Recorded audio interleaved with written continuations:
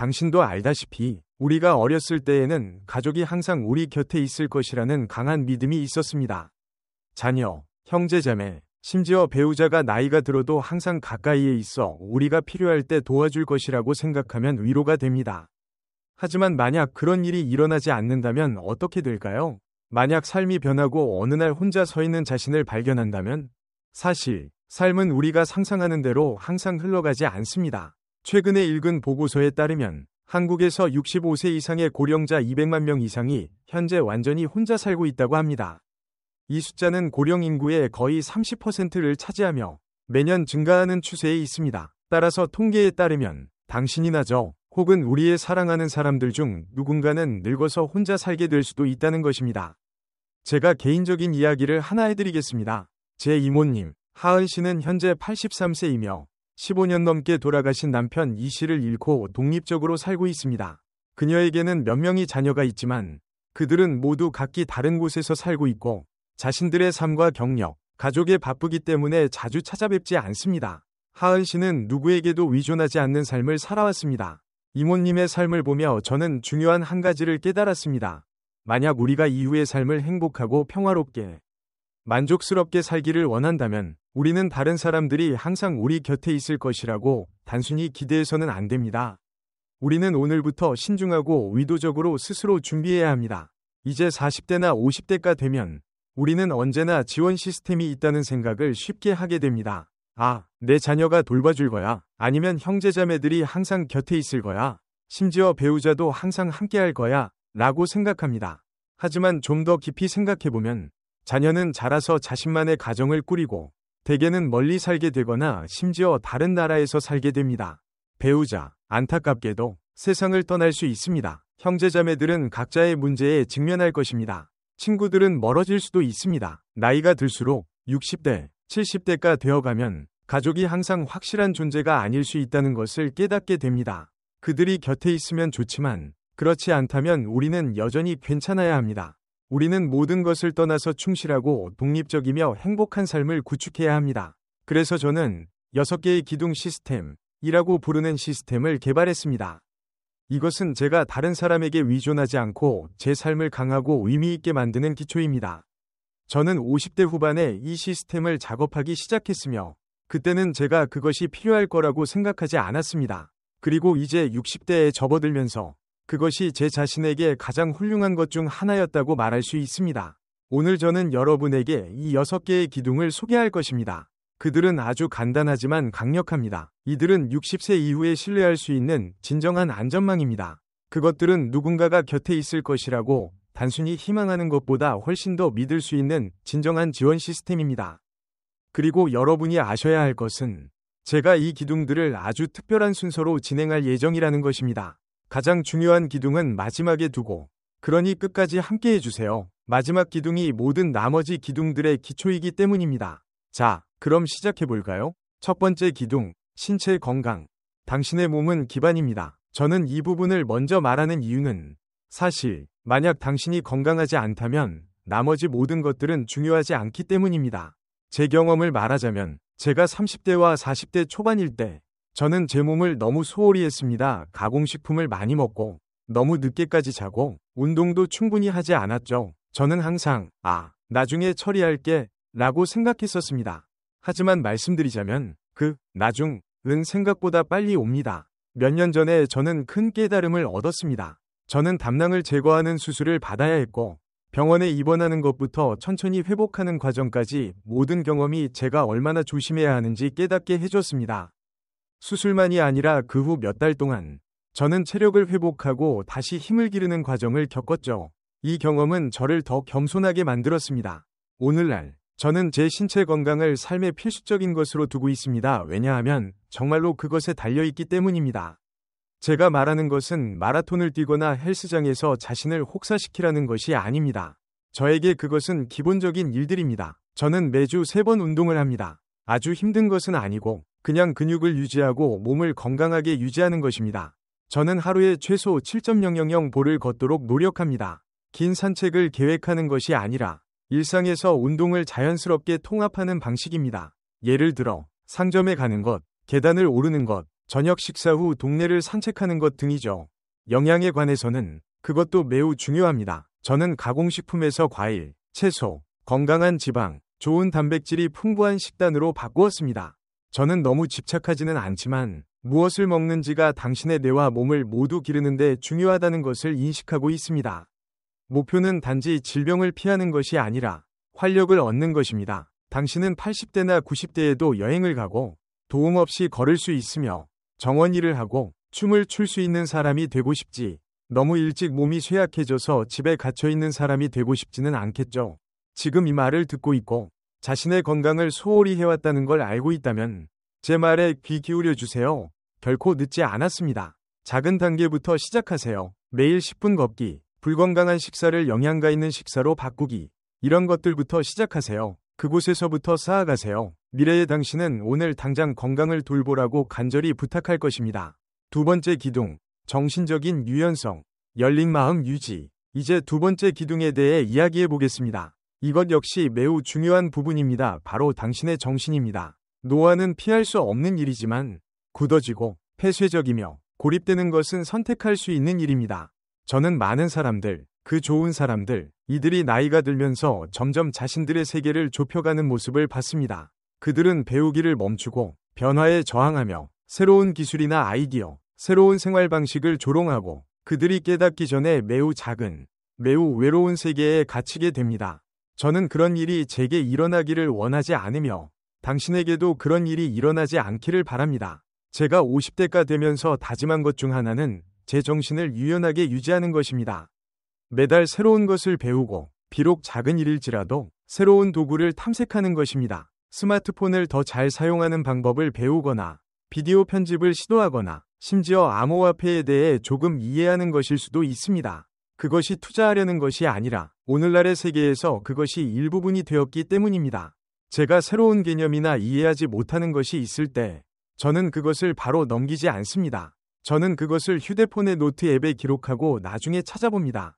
저는 호기심을 유지합니다. 만약 당신이 뇌를 사용하지 않으면 그것은 근육처럼 위축되고 약해질 것입니다. 하지만 계속해서 배우고 질문하고 실험하면 당신의 정신은 항상 날카롭고 유연하며 살아있을 것입니다. 진심으로 당신은 평생 동안 계속해서 삶에 참여하는 사람으로 기억되고 싶지 않나요?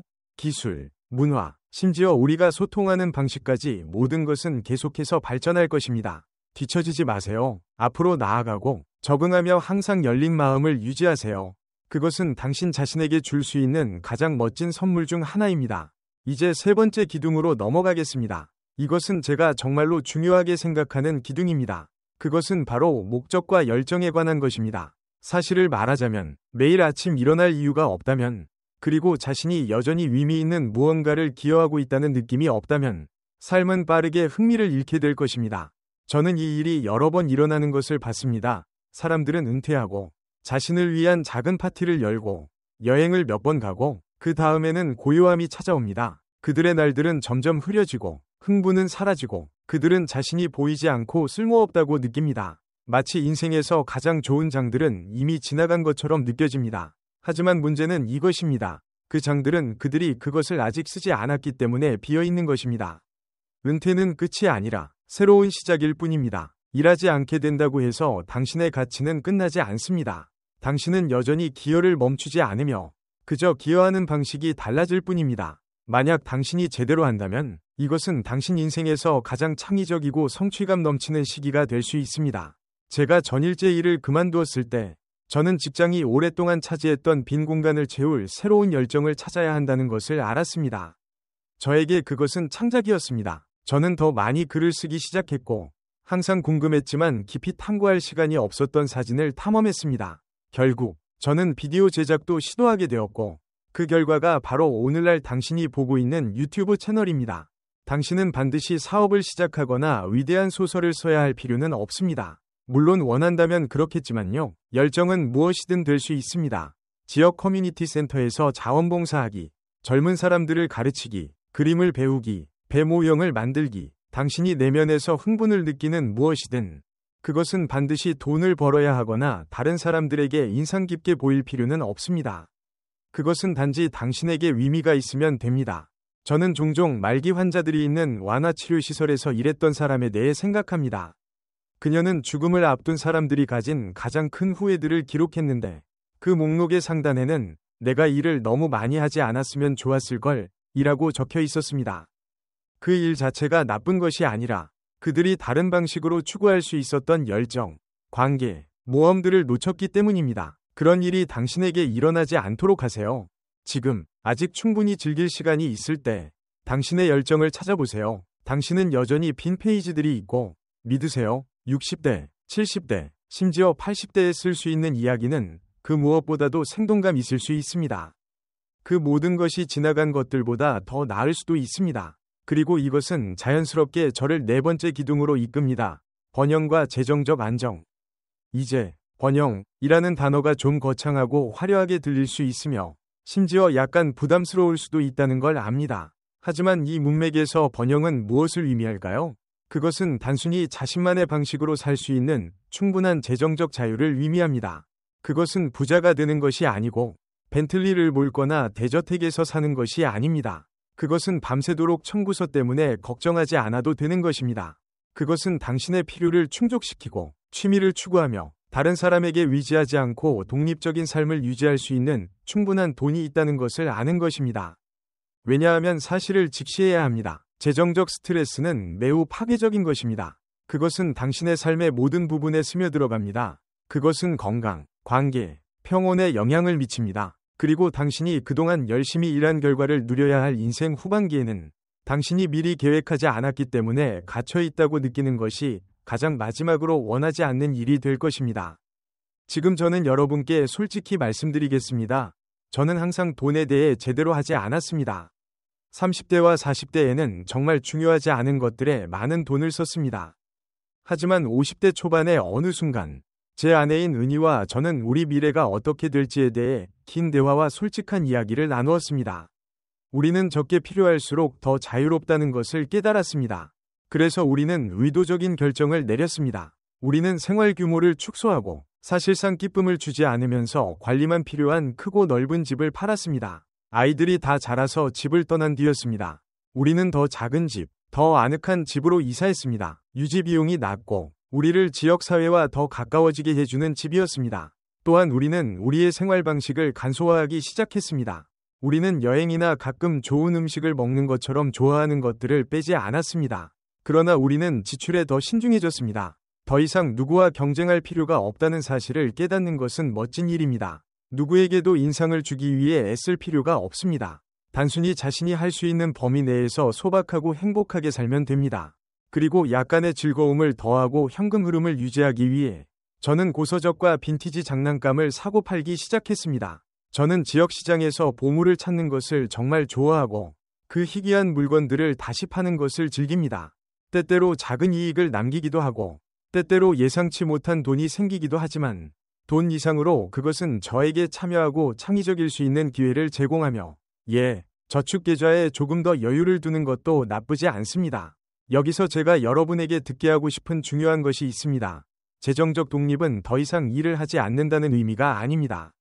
그것은 여러분이 무엇을 할지, 누구를 위해 일할지를 선택할 권리가 있다는 의미입니다. 만약 여전히 프로젝트에 참여하고 싶다면 그것은 멋진 일입니다. 자원봉사를 하고 싶다면 그것은 더 좋습니다. 그러나 생활을 유지하기 위해 무언가를 해야만 하는 압박을 받지 않습니다. 당신은 자신의 방식대로 인생을 살며 그것이 바로 진정한 번영의 정의라고 저는 생각합니다. 이제 5번째 기둥, 흔히 간과되지만 진정한 행복에 매우 중요한 기둥에 대해 이야기해 보겠습니다.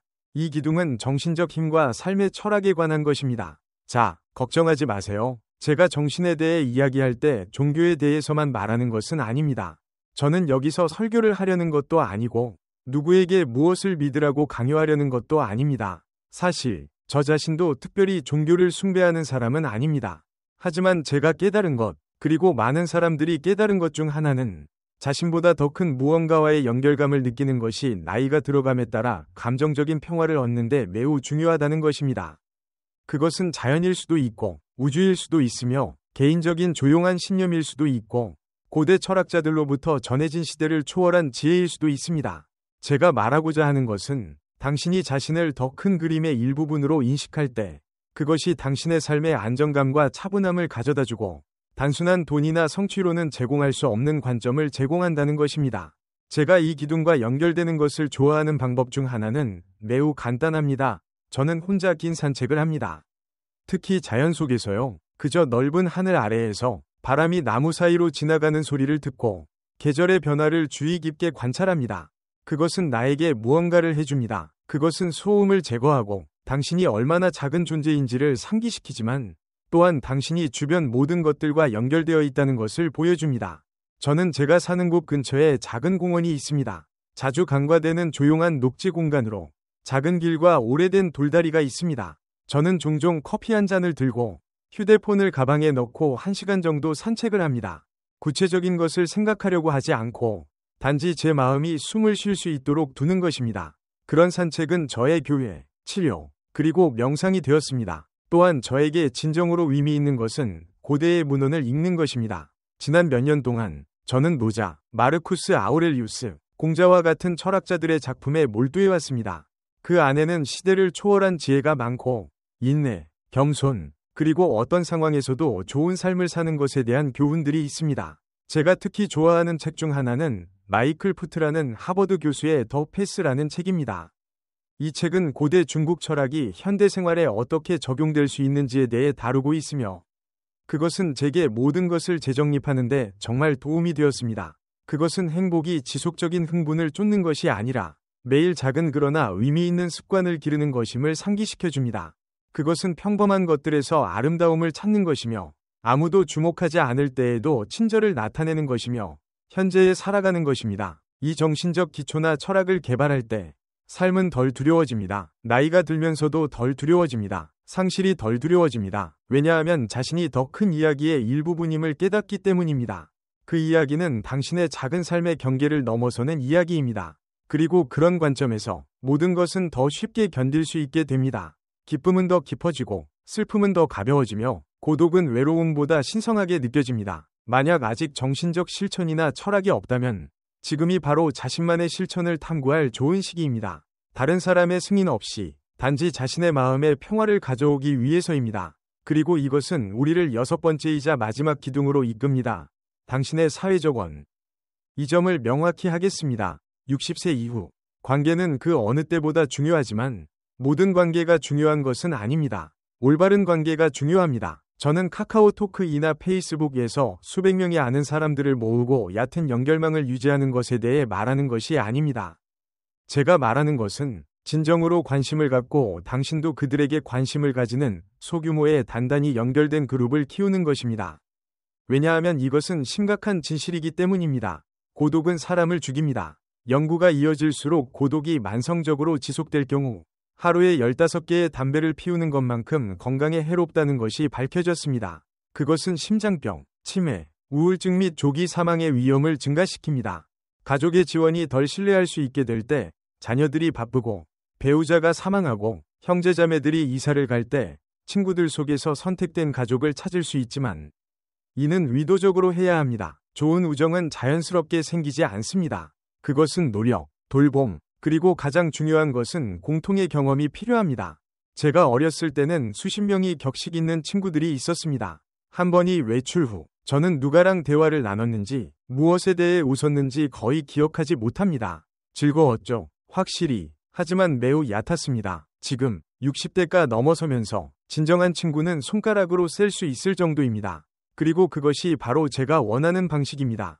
이들은 제가 아무 요청 없이도 그 자리에 나타날 사람들입니다. 무엇에 대해서든 이야기할 수 있는 사람들, 좋은 일, 나쁜 일, 엉망인 일들에 대해 이야기하고 그들도 저와 그렇게 할 수 있다는 것을 알고 있습니다. 판단이 없고 점수를 매기지 않으며 오직 존중, 감정, 그리고 상호 신뢰만이 있습니다. 제가 이런 우정을 쌓고 유지하는 방법 중 하나는 제가 좋아하는 일에 적극적으로 참여하고 그 일들을 좋아하는 다른 사람들을 찾는 것입니다. 예를 들어, 저는 몇 년 전에 지역사진 동호회에 가입했습니다. 새로운 친구가 절실히 필요해서가 아니라 제 열정을 더 깊게 만들고 싶어서였습니다.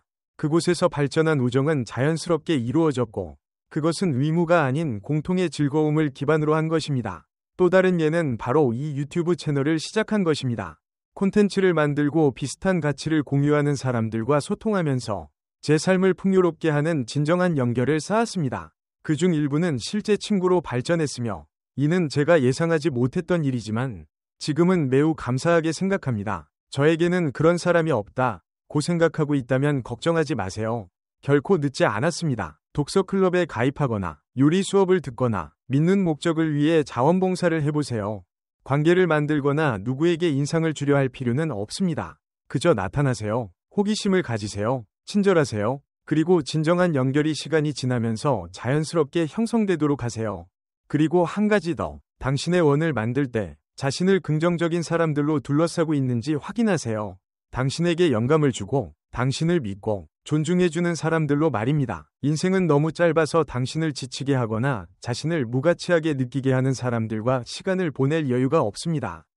자신의 에너지를 단호하게 보호하고 친구를 현명하게 선택하며 그 관계에 진심으로 투자하세요. 왜냐하면 결국 당신이 얼마나 독립적이든 당신의 기둥이 얼마나 강하든 우리는 모두 우리 길에서 동반자가 필요하기 때문입니다. 그 동반자는 몇 명이 신뢰할 수 있는 친구들일 수 있습니다. 이제 우리는 6개의 기둥을 모두 살펴봤습니다. 신체 건강, 심리적 유연성, 열정, 번영, 정신, 그리고 진정한 우정. 마지막으로 제가 해야 할 말이 있습니다. 아마 이 말은 이 영상에서 가장 중요한 메시지일 것입니다. 이 기둥들을 절박하게 필요로 하기 전에 먼저 구축해야 합니다. 이것을 충분히 강조할 수는 없습니다. 위기가 다가올 때까지 기다릴 수 없습니다. 외로움이 스며들거나 질병이 당신에게 행동을 강요할 때까지 기다릴 수 없습니다. 이 기둥들은 나무를 심는 것과 같습니다. 오늘 심어야 내일 당신을 지켜줄 수 있습니다. 폭풍이 올 때가 아니라 폭풍이 오기 전에 힘을 쌓기 시작하는 것입니다. 만약 당신이 40대나 50대라면 지금이 시작하기에 완벽한 시점입니다. 만약 당신이 60대나 70대라면 그 또한 괜찮습니다. 하지만 오늘 시작해야 합니다. 내일도 아니고 내년이 아니라 바로 오늘입니다. 좋은 소식은 작은 걸음이라도 차이를 만든다는 것입니다. 15분 걷기, 새로운 취미, 자주 만나는 사람에게 친근하게 인사하기, 자연 속에서 몇 분간 사색하기, 배우고 싶은 것에 대한 새로운 메모를 휴대폰에 적기. 이러한 작은 행동들이 시간이 지나면서 동기를 만듭니다. 그들은 단지 생존하는 삶이 아니라 번영하는 삶을 만듭니다. 그리고 이것이 멋진 점입니다. 이 기둥들을 강화할 때 당신은 단지 자신의 삶을 더 나은 것으로 만드는 것이 아니라 다른 사람들에게도 힘의 원천이 됩니다. 당신의 독립성, 에너지, 그리고 본보기가 주변에 퍼져나갑니다. 당신은 자녀, 친구들, 심지어 길에서 만나는 낯선 사람들에게도 영감을 줍니다. 당신은 세상의 늙음이 축소가 아니라 지혜, 자유, 진정한 즐거움과 지속적인 행복으로 확장되는 것임을 보여줍니다. 그러므로 오늘 이 영상을 다 보신 후 저는 여러분에게 질문을 남기고 싶습니다. 현재 가장 강하게 느끼는 기둥은 무엇이며 어떤 기둥에 더 많은 관심과 사랑이 필요한가요? 아래에 댓글을 남겨주세요. 저는 여러분의 의견을 듣고 싶습니다. 그리고 이 영상이 유용하셨다면 미래에 대해 생각하기 시작한 누군가와 공유해주세요. 간단한 격려의 말로 누군가의 삶이 어떻게 바뀔지 모릅니다. 가족은 축복이지만 그들이 당신의 계획은 아닙니다. 당신은 자신의 가장 좋은 안전망이며 당신이 직접 손과 발로 쌓은 삶이야말로 당신을 앞으로 나아가게 할 것입니다. 어떤 일이 일어나도 강하고 흔들리지 않게 말이죠. 시간을 내어 함께 해주셔서 감사합니다. 다음 영상에서 만날 때까지 몸을 돌보고 마음을 키우며 열정을 추구하고 평안을 지키고 우정을 소중히 여기며 가장 중요한 것은 자신만의 방식으로 삶을 사세요.